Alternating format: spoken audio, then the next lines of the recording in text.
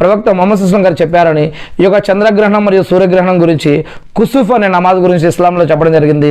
ఈ యొక్క చంద్రగ్రహణం ఎందుకు పడుతుంది, ఎలా పడుతుంది, అప్పుడు ఏం జరుగుతుంది అనే విషయాలు కూడా హదీసుల్లో చెప్పబడ్డాయి. ఇక ఇంకొకటి ఇస్తిస్కా నమాజ్. ఇది వర్షం కురిసినప్పుడు కానీ, కరువు కాటకాల్లో ఉన్నప్పుడు కానీ, ఇబ్బందుల్లో ఉన్నప్పుడు కానీ ఈ యొక్క ఇస్తిస్కా నమాజ్ అనేది ఒకటి ఉంది. ఇక జనాజా నమాజ్, ఇది మీకు తెలుసు. ఎవరైనా మరణించినప్పుడు మరి వీలైతే కుటుంబ సభ్యులు లేదా మస్జిద్లో ఉన్నటువంటి లేదా ఖురాన్ వచ్చినటువంటి వారు ఎవరైనా సరే ఈ యొక్క జనాజా నమాజ్ అనేది కూడా చదువుతారు. మరి అంతేకాకుండా ఈ యొక్క నమాజ్ గురించి 67 కంటే ఎక్కువ సార్లు డైరెక్ట్గాను, 99 కంటే పైన ఎక్కువ సార్లు ఇండైరెక్ట్ గాను నమాజ్ గురించి ఖురాన్ దావా ఇస్తూ ఉంది. నమాజ్కు రండి, నమాజ్ చేయండి, నమాజ్ చేయండి, నమాజ్కు రండి, మస్జిద్కు రండి, మీరు నమాజ్ వ్యవస్థని ఖాయం చేయండి, నమాజ్ని గుర్తుపెట్టుకోండి, నమాజ్ నమాజ్ నమాజ్ అని ఈ విధంగా అల్లాహు అక్బర్, అల్లాహ్ సుబ్హానహు వ తఆలా ఎన్నోసార్లు ఈ యొక్క విషయాన్ని ఖురాన్లో చెప్పడం జరిగింది. ప్రవక్త మొహమ్మద్ సుస్లం గారు ఎన్నోసార్లు ఆయన జీవితాంతం కూడా దీని గురించి చెప్తూ ఉన్నారు. మరి ఈ యొక్క ఖురాన్ వచ్చాక, ఇస్లాం వచ్చాక, ప్రవక్త మొహమ్మద్ సుస్లం గారు వచ్చాక మనం ముక్క చెక్కలు కావద్దని, అందరూ కలిసికట్టుగా ఉండాలని, అల్లా యొక్క త్రాడిని, ఇస్లాం అనే త్రాడిని, ఖురాన్ అనే త్రాడిని, ఈ యొక్క ఖురాన్ ఇస్లాం అనే ఈ యొక్క త్రాడిని అందరూ కలిసి గట్టిగా పట్టుకోమని, మీరు ముక్క చెక్కలు కావద్దు అని ఇస్లాం తెలియజేస్తుంది, ఖురాన్ తెలియజేస్తుంది. అందరూ కలిసి అల్లా అనే ఈ యొక్క త్రాడిని గట్టిగా పట్టుకోండి అని చెప్పడం జరుగుతుంది.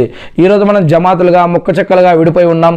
అయ్యో మరి కొంతమంది ఈ మస్జిద్కి వెళ్తాయి, కొంతమంది ఆ మస్జిద్ అని, ఆ జమాత్ అని, ఈ జమాత్ అని మనం ముక్క చెక్కలుగా ఉన్నాం.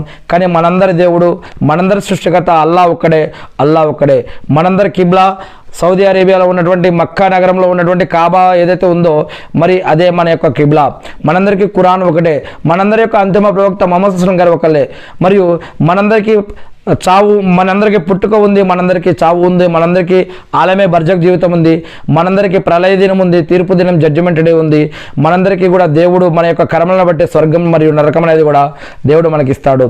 మరి ఇటువంటప్పుడు అల్లాహ్ సుబ్హానహు వ తఆలా చెప్తూ ఉన్నారు ఏమని, మీరు ఏదైనా యుద్ధం, ఖురాన్లో ఉన్నటువంటి వాక్యం, మీరు యుద్ధంలో ఏ విధంగా అయితే మొదటి లైన్లో ఒక ఇటుక ఎలాగైతే గోడ కట్టడం జరుగుతుందో ఆ విధంగా ఒక ఇటుకకి ఇంకొక ఇటుకకి మధ్యలో సీసం లేదా సిమెంట్ వేసి ఏ విధంగా గోడ కట్టడం జరుగుతుందో, లేదా యుద్ధంలో ఉన్నటువంటి మొదటి లైను ఏ విధంగానైతే వారి యొక్క కవచాలు పట్టుకొని గట్టిగా బిగుతుగా ఒక గోడలాగా నిలబడి ముందు వరుస ఎలాగైతే స్ట్రాంగ్గా ఉంటారో, మీరు కూడా మస్జిద్లో నమాజులో ఆ విధంగా కలిసి ఉండండి, ఆ విధంగా కలిసి కట్టుకొని నమాజ్ చదవండి అని ఖురాన్లోను మరియు హదీసులో కూడా చెప్పడం జరుగుతూ ఉంది. మరి అదే మస్జిద్కి వెళ్ళి నమాజ్లో నిలబడి ఇంకా మనం దూరంగా నిలబడి ఇక్కడ దూరంగా నిలబడి కనుక నమాజ్ చదివితే ప్రవక్త మొహమ్మద్ సుస్లం గారి హదీస్ ఒకటి ఉంది. ఏమిటంటే